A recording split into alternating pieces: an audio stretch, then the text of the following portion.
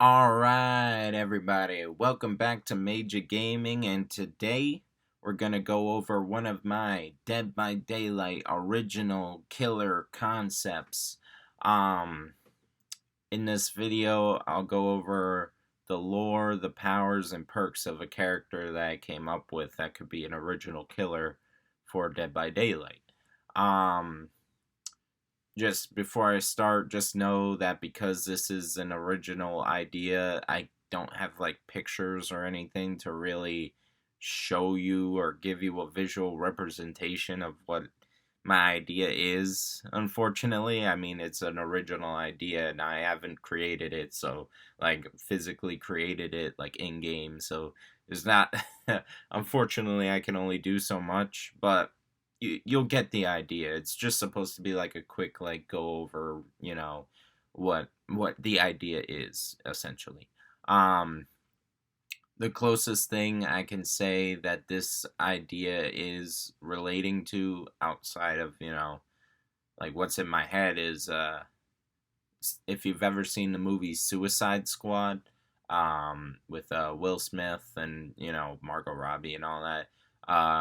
There's a character named Diablo, and that character is kind of the inspiration for my character in Dead by Daylight. Obviously, the two characters are different, but Diablo is like the my inspiration for what I wanted to do with this.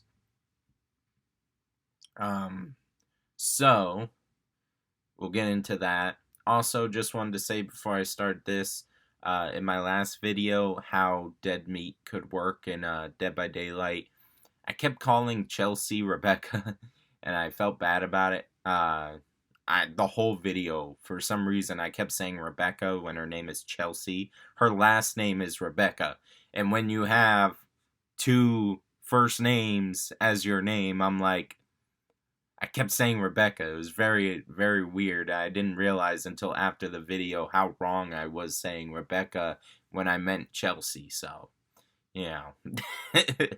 But yeah, I just wanted to mention that so people don't think I don't know what I'm talking about. Yes, I know her name is Chelsea. I wouldn't say it for whatever reason. Um, but yeah, so let's get into this. If you want to see more uh, original character concepts from me, let me know in the comments. I really want to share these ideas because I think I got some solid ideas. Like it'd be cool if eventually like behavior saw it and like did something with it. Even though that probably will never happen, but you never know. You never know. So I think that would be pretty dope. But as of right now, I think just sharing the ideas is cool and fun. And I'm gonna write them all down anyway. Might as well share them with the world and see what happens. But all right. So starting with the lore, Daniel the Pyro Lucia was an arsonist. He worked with a Spanish-speaking gang known as Los Respiradores de Fuego from the heart of Mexico City, Mexico. He assassinated many enemy families throughout his arson attacks, killing whole bloodlines in the process, only hoping to one day have enough money to quit the life he lived and move to America with his family. He followed orders until the day he was betrayed by his own gang leader. He was used as a scapegoat, and his innocent family was burned alive in an arson attack on his home by his own gang. His gang leader, Julio Reyes, ordered the attack on Daniel's house, hoping that he would be killed in the process. Instead, Daniel slowly burned, but he didn't die. Daniel was able to summon the power of an ancient fire god in his last breath, and was reborn as a fire demon. His skin melted, exposing parts of his skeleton. Daniel tried to pull himself up from the ground with a nearby chain as he bellowed in pain, but the chain melted to his arm and hand permanently. He screamed out the incantation as he watched his wife and son burn alive. After surviving the attack, Daniel sought revenge. His skin burned against the cool breeze of the night, but the heat inside of him fueled his need for revenge. He burned the streets as he walked through his former boss's gated community. He used his anger to rain fire down on his ex-leader's home, burning the structure in a raging inferno, uncaring of who might be inside. He screamed in agony as he remembered the fires that took his family. Then behind him, he heard his boss's car pull up in the driveway. Julio stepped out and cried out as he watched his home and his family burn. Daniel turned to him and grabbed Julio's arms, slowly branding his skin with just a touch.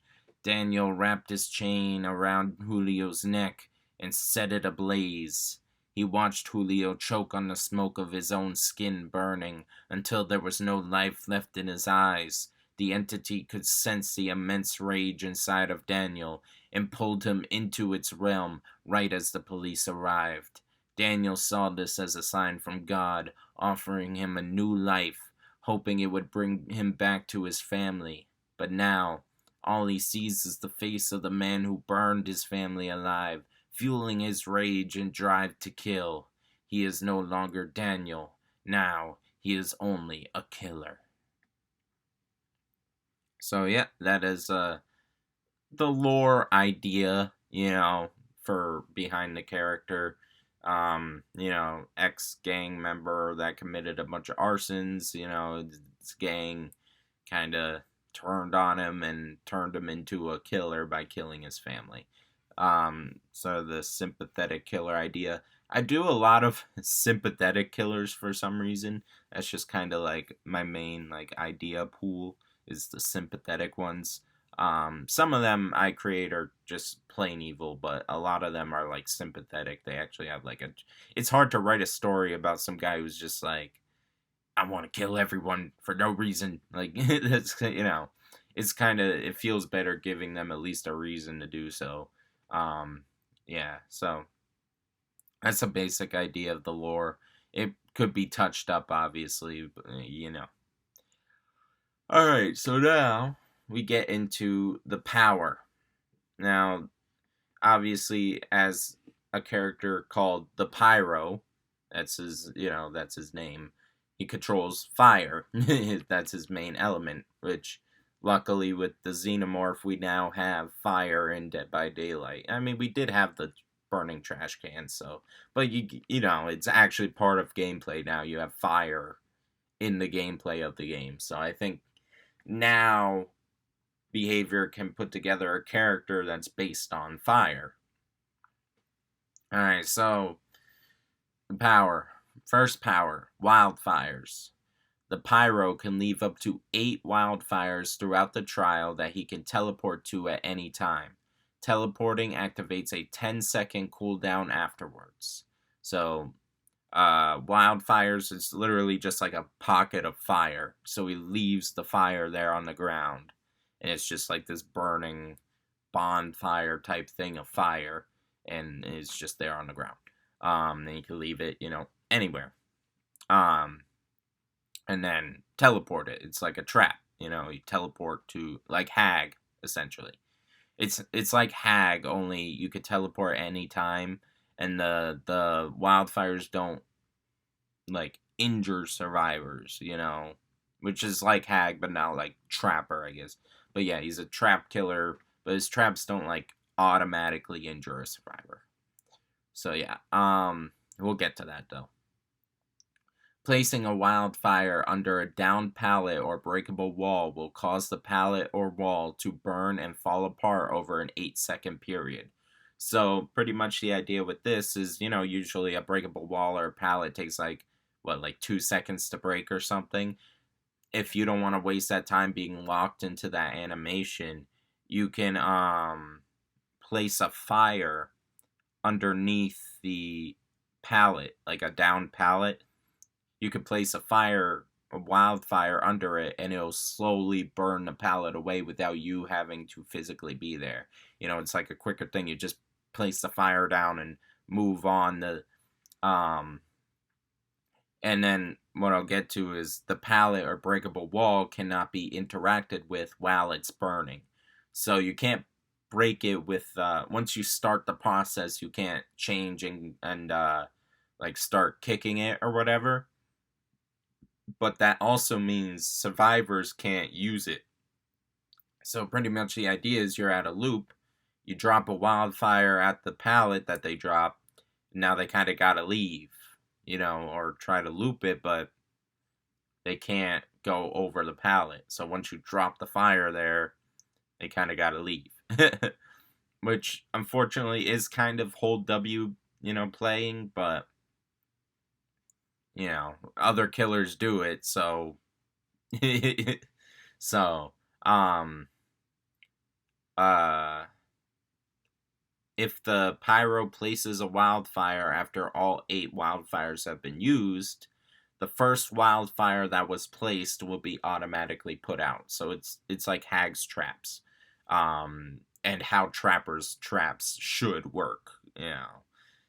They don't want to change trapper for some reason, but yeah. But yeah, so yeah, Pyro, after 8 wildfires have been put down, he can then, recycle the first one that he put down and put down a new one. So yeah. And then, oh shit, stop. My bad. I set an alarm and forgot to turn it off. Let me turn off my other alarms. Alright, yeah. My bad. Now, the Pyro, cannot, so the Pyro can teleport to his wildfires, but he cannot teleport to wildfires that are actively burning a pallet or breakable wall. So, if the fire is under a pallet and the pallet is currently burning and falling apart, he can't teleport to it. But he can teleport to any of the others. So pretty much the idea with the wildfires is you want to use them to burn through resources and put them in places where survivors have to go. So like, or at least, are likely to go. So like if you're at one of those loops where it's like a window here, like farther, and then another window on the opposite side, you could put a wildfire at one of the windows and then it kind of closes it off. The survivor can still use that window.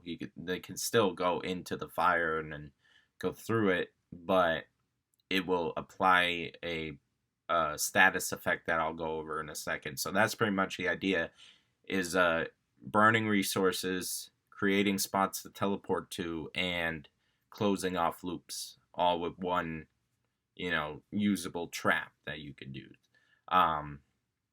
So yeah. So there's that. And then the counterplay to the wildfires is extinguishers. Survivors must collect one of 4 fire extinguishers hidden throughout the trial in order to put out wildfires. Survivors can stop a pallet or wall from burning by putting out the fire with a fire extinguisher. Extinguishers cannot be refilled once empty, but each extinguisher has the ability to put out 3 wildfires each. So you don't want to waste the extinguishers because they can't be refilled, but each one can put out 3 wildfires, and there are 12, and there are 4 extinguishers, so you get 12 wildfires you could put out. That way it can't negate his whole power and make him unusable, but it helps with getting rid of specific wildfires that are annoying, and then you pick up a fire extinguisher like how you pick up an EMP, so there's that. So yeah, survivors do have fire extinguishers, and that is pretty much the counterplay to the wildfires. And now we scroll down here to the burnt status effect. So this is a status effect that happens after a survivor walks in to a wildfire. So if a survivor falls into the wildfire trap, whether it be vaulting a window or something, and they go through the fire, they are given the burnt status effect. With the burnt status effect, survivors must tend to their wounds. If a survivor does not do so within 20 seconds, they will lose a health state. So, it's like you do get injured from his traps, but it's not right away. You have a good chance to heal yourself before you lose the injured effect, or before you lose a health state, because it's not automatic like Trapper. It's kind of like, and it's not even as automatic as Hag, because if Hag teleports right away, you get hit. But um, it after 20 seconds you can get injured and downed by it, but it's not right away, and you have a chance to heal yourself to avoid it happening.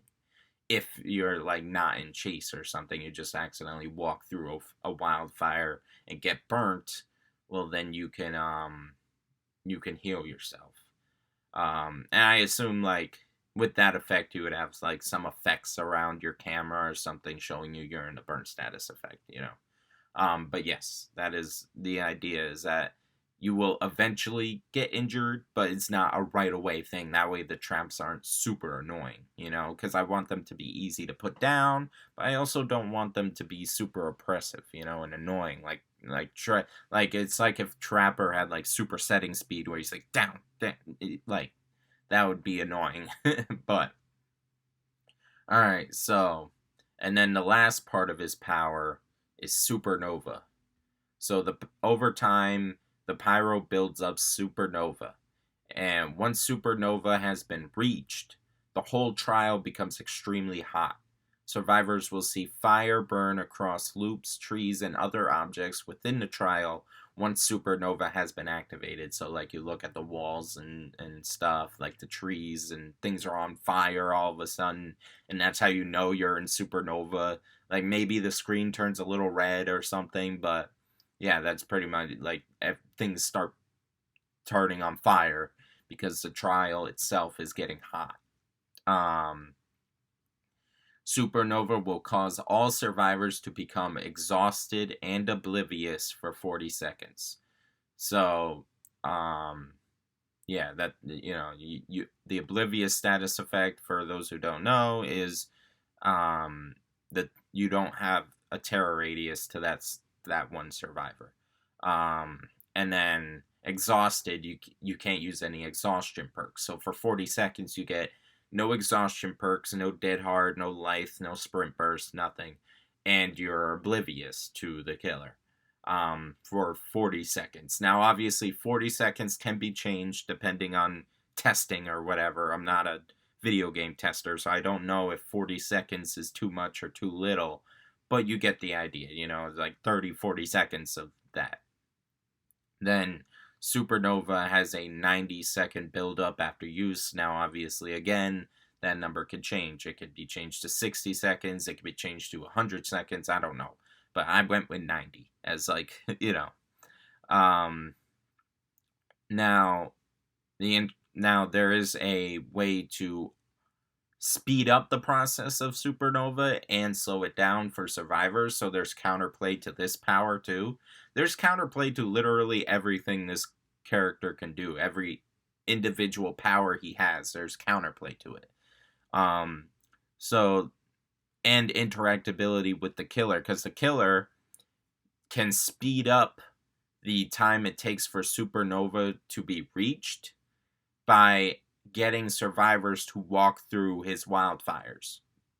That way, he has an incentive to make sure it happens. And then you can get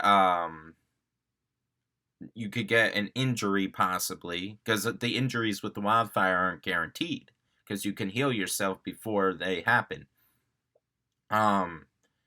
So, but at the very least, once the survivor walks through a wildfire, supernova is sped up by 10 seconds. So instead of 90 seconds, it's at 80. It'll come 10 seconds sooner for every survivor that walks through a wildfire. So survivors want to avoid the wildfires as much as possible, and killer wants to put them in a situation where they have to walk through it, not only for a possible injury, but to also make supernova happen faster. Now, a survivor can delay supernova by 5 seconds for each wildfire that gets put out. So, say there are 8 wildfires out on the trial, and survivors put out 3 of them. Well, that's 15 seconds that supernova is delayed. So, instead of 90 seconds, you make it 105 seconds, you know? So, yeah, that's the counterplay to supernova. I tried to make this character as counterable as possible. It's not like Dredge where it kind of just automatically happens. Like you can delay supernova by a little bit. So there's more you got to think about with this killer. And I think that, a pretty cool idea. One thing I forgot to mention was that with the burnt status effect, survivors that are downed by it will have their location revealed by Killer Instinct for 8 seconds. I It's not a huge thing, but if a survivor gets out of the chase but still goes down to the burnt status effect away from you and you don't know where they are, well, you'll have Killer Instinct revealing their location. So yeah, there's that. Now, last but not least, perks. First perk is called Pyrotechnics. After kicking a generator, any survivor who touches the gen within 20 seconds will cause the gen to explode, and that survivor will become oblivious for 30 seconds. Any explosion causes 5% of the gen's progress to be lost on the generator. So it's not a gen regression perk that is meant to regress the gen too much. It's meant to keep survivors off the gen for at least 20 seconds, because if they don't, they'll cause it to explode just by touching it. Every time they touch it, it explodes. And then also they'll be oblivious for 30 seconds after it explodes. So they won't know when the killer is coming. So that's pretty much the idea with pyrotechnics, is it keeps survivors off of the gen while it's regressing. And you can combine that with like Call of Brine or Overcharge, and that'll make it'll make the regression go by faster, and the survivors can't really touch it for 20 seconds. Now, maybe 20 seconds can be changed to like 15 or 10. I don't know. Again, I'm not a game tester, so I don't know, but you get the idea, the basic idea. Now, perk number 2, Burning Passion. Anytime a killer is stunned by a pallet while carrying a survivor, the survivor who was dropped will become hindered for 3 seconds. So, you get a chance, an easier way of getting back that survivor that you picked up and then lost. It makes it a little bit easier to get them back afterwards. And I mean, survivors can be like, well, they lost the killer because the survivor because they picked up under a pallet. And I mean, you have to use a whole perk slot for this effect to even work. And the effect doesn't guarantee that you'll get them back. It just makes it a little bit easier. And it doesn't even guarantee that you'll get value out of it every trial, because you might not down a survivor under a pallet. So, it's not guaranteed value. So that's why it's really not as strong as it sounds. It's just a quality of life perk that helps with that specific situation.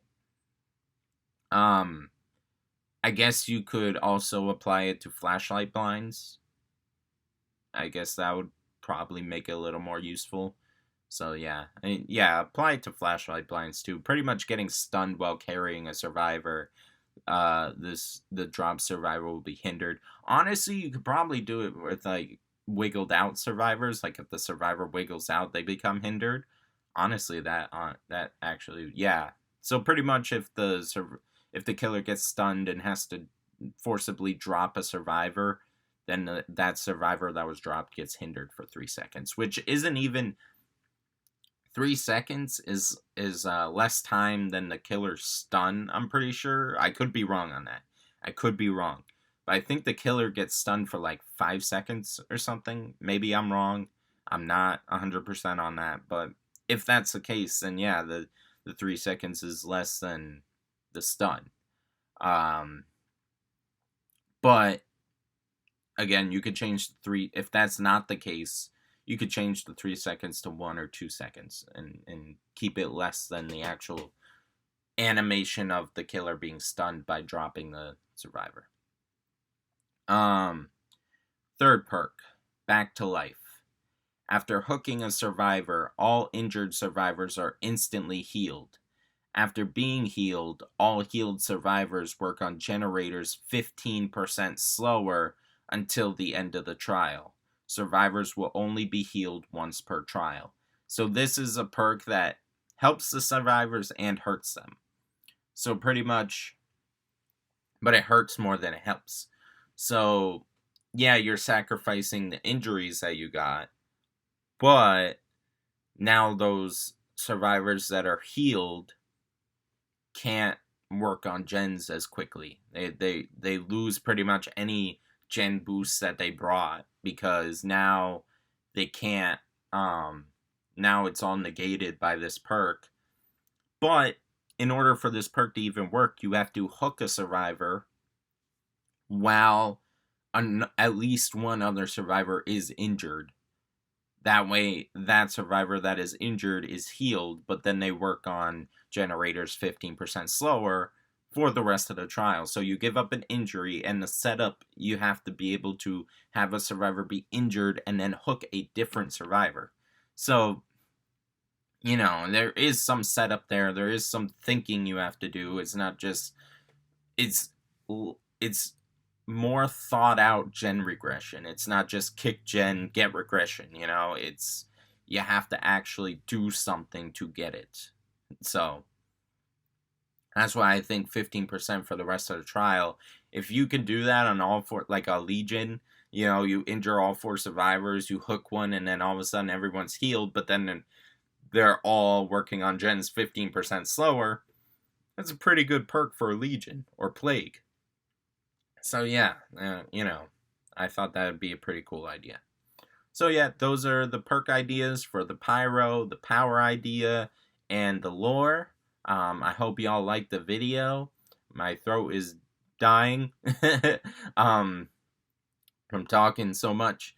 So yeah, if you liked the video, please like, comment, subscribe, all that stuff. I'd appreciate it. I really like feedback. I like talking to people about this stuff.